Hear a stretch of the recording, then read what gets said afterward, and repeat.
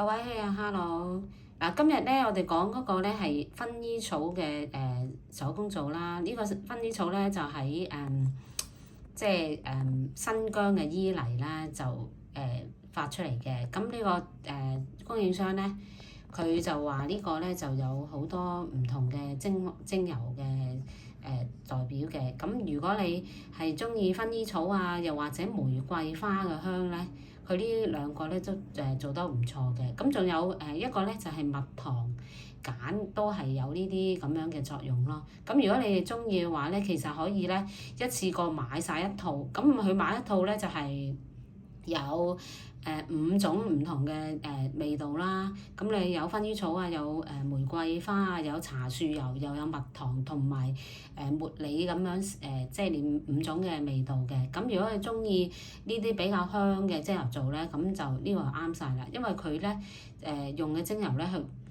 嘅成分比較多啲嘅，咁所以你擺喺度咧，譬如擺喺屋企啊或者各樣咧，佢都會散發出啲即係淡淡嘅幽香咯。咁如果你有興趣嘅，可以 PM 我啦嚇。咁或者到時候我哋再解釋下呢個精油皂啊有啲咩好處啦嚇。我今日講到咁多，拜拜。